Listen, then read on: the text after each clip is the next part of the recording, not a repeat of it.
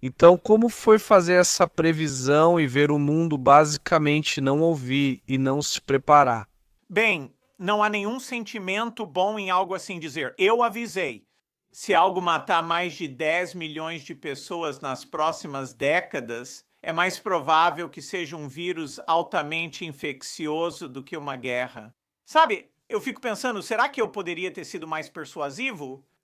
Na verdade, investimos muito pouco em um sistema para impedir uma epidemia. Não estamos preparados para a próxima epidemia? Como você fez uma previsão tão precisa? Como você sabia que isso ia acontecer? Bem, existem vários vírus respiratórios e, de tempos em tempos, aparece um que é muito transmissível e causa algum nível de fatalidades.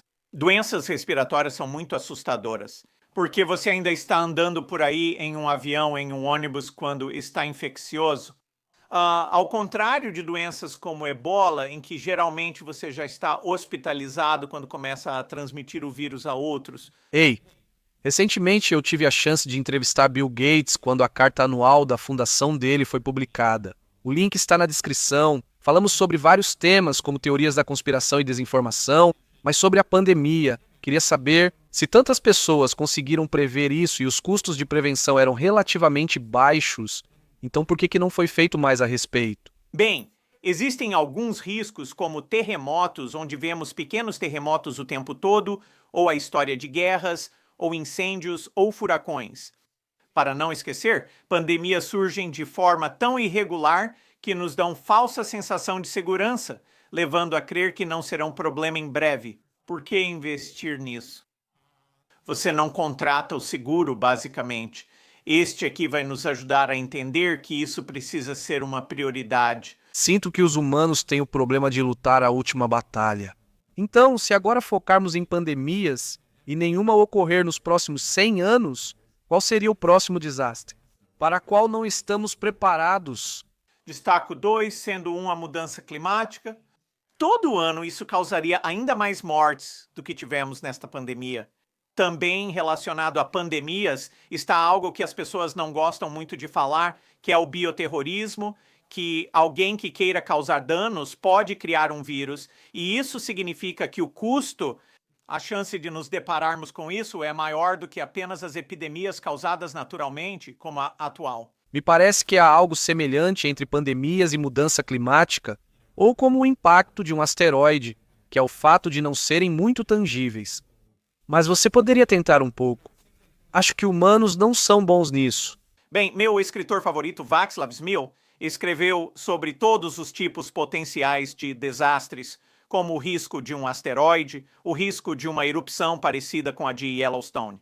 E, na verdade, ele mostrou que as pandemias eram significativamente a maior coisa, além de uma guerra nuclear causada por humanos para a qual precisávamos estar mais preparados. Então, que mudanças nós implementamos para estarmos mais preparados para a próxima?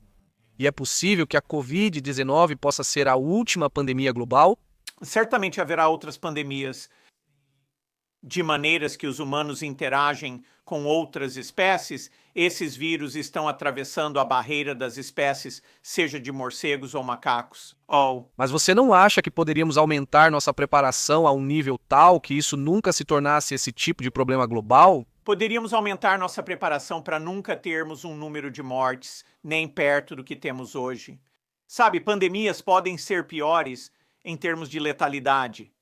A varíola tinha mais de 30% de letalidade, então somos um pouco sortudos que a letalidade aqui não é super alta, mas podemos cortar isso pela raiz.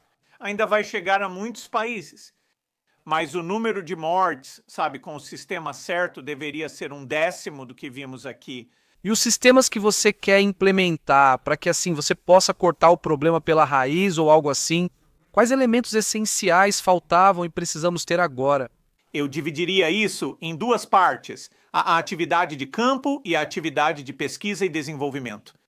Precisamos aprimorar o mRNA para produzi-lo mais rápido com fábricas globais, tornando-o barato e termostável. Há muito a fazer em terapêuticos, inclusive anticorpos. Nos diagnósticos, a capacidade de fazer 10 milhões de testes PCR diários. No campo, precisamos de máquinas de diagnóstico no mundo todo e de uma equipe de epidemiologistas. Então, os investimentos são mais ou menos iguais entre P e D e o grupo de campo em informações que devem estar constantemente fluindo. Sinto que há uma questão meta que está acima de todas as outras, que é, sabe, a maneira como as pessoas se conectam com a realidade e descobrem o que é verdade e o que não é, e, sabe, em que informações acreditar.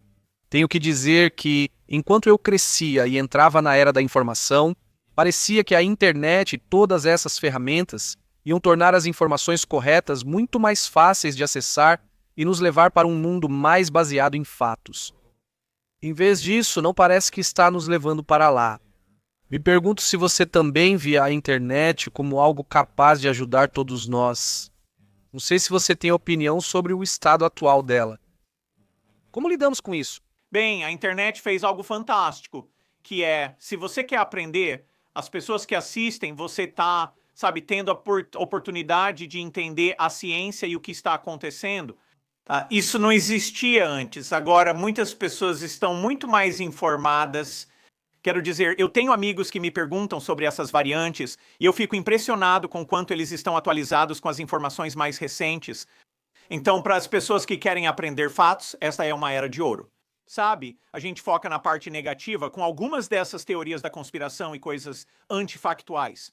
Como as redes sociais são tão novas, é preciso descobrir como controlar isso, rotulando e restringindo a disseminação de conteúdos excitantes, mas falsos. Estamos perdendo algumas boas ideias na tentativa de evitar esse tipo de fenômeno assustador.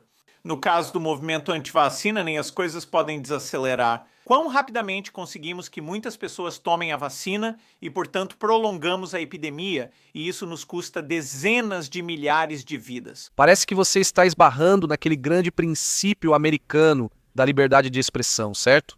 Acho que é um ótimo ponto que você levantou. No passado, o problema era meio que a escassez, conseguir acesso a esse tipo de informação, e agora é meio que um problema de excesso. E descobrir o que é bom e o que não é. Bem, certamente há coisas claras, como dizer coisas completamente falsas sobre vacinas. Mas existe uma espécie de área cinzenta no meio disso, que é descobrir quais são as regras e quem deve ser o responsável por analisar e interpretar essas regras. Uau, estamos sentindo falta disso hoje.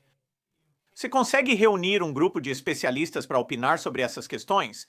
Você realmente não quer o motivo do lucro envolvido, mas quer, sabe, expertise e capacidade. Então, daqui a alguns anos, espero que sejamos mais sofisticados sobre como essa linha deve ser traçada. Sabe, um tempo atrás, no meu segundo canal, eu fiz um vídeo chamado Seja Odiado, que era mais ou menos sobre meus pensamentos em combater a desinformação, que devemos enxergar tudo o que está errado no mundo e fazer o nosso melhor para combater isso. Você não deve agradar a todos, pois há pessoas com ideias ruins às quais deve se opor.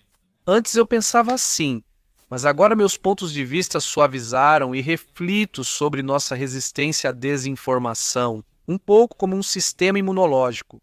Obviamente é um problema se o seu sistema imunológico é fraco, se ele não responde a nada, mas também é um problema se o seu sistema imunológico é forte demais.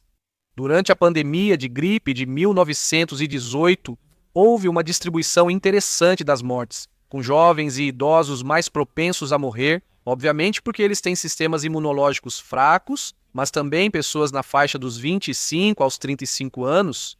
Como os sistemas imunológicos eram tão fortes e hiperativos, isso resultou em mortalidade.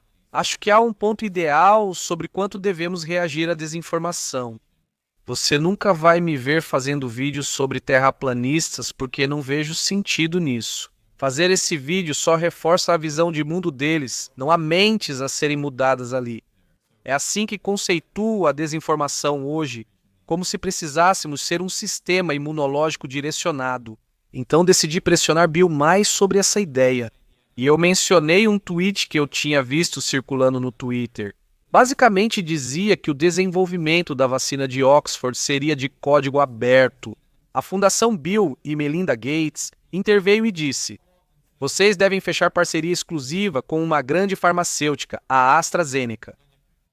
Assim, para quem estava no Twitter, parecia que algo errado acontecia ali. Mas eu queria saber do Bill qual era a verdadeira história. Bem, fazer uma vacina segura é mais complicado do que, digamos, fazer um motor a jato, e as pessoas são muito exigentes com vacinas. Você pode prejudicar a reputação das vacinas se produzi-las em fábricas sem controle de qualidade impecável em todas as etapas. Qualquer erro pode causar o fechamento dessa fábrica por meses, justamente quando sua produção é essencial para salvar milhões de vidas. Então, fábricas de vacinas não são algo que você simplesmente sabe como um código aberto que você pode pegar e mexer. Então, as limitações sobre quantas vacinas estão sendo produzidas dependem de quantos grandes e capacitados fabricantes de vacinas existem no mundo. E nós garantimos que a AstraZeneca está sendo produzida nessas grandes fábricas indianas e não há royalties por isso, nenhum custo. Tivemos que financiar isso. A Fundação Gates e empresas com as quais trabalhamos há mais de uma década ajudaram a melhorar a qualidade das fábricas, garantindo capacidade extra para vacinas de baixo custo. Então, a Universidade de Oxford é maravilhosa, mas eles não são capazes de fazer um teste de fase 3 e não têm fábricas. Nós dissemos a Oxford que eles precisavam procurar alguém com experiência e a AstraZeneca entrou. Não controlamos o acordo, mas eles disseram: querem fazer isso sem fins lucrativos. Fiquei impressionado com como escolheram as melhores pessoas para ajudar. Já as farmacêuticas que não participaram, ninguém está criticando eles, então você sente pena daqueles que estão realmente ajudando de forma milagrosa a produzir essas vacinas. Essas são ótimas razões que suspeito existirem, mas sinto que as redes sociais não captam a nuance. E saiba que me dói ver o mundo desse jeito. E até ver você, Bill, ser alvo de algumas dessas teorias da conspiração. Parece que isso não te incomoda, Bill, mas meio que me incomoda como alguém que quer que todos vivam na mesma realidade. Vejo que eles fazem coisas incríveis e isso deveria ser elogiado, não o que você recebe. Eu não estou em posição de reclamar muito. Eu tenho muitas coisas que, me fazem extremamente sortudo e espero que essas teorias da conspiração desapareçam. Eu não sei o que isso vai significar para o futuro. Como você se sente em relação à distribuição da vacina até agora?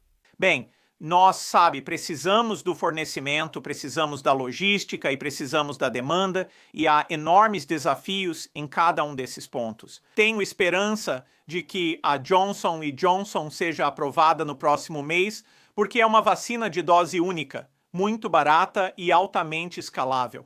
Então, AstraZeneca, Johnson & Johnson e meses depois Novavax. A maior parte do mundo em desenvolvimento, essas são as vacinas que irão para eles. Investimos bilhões para isso e esperamos que tudo se concretize em alguns meses.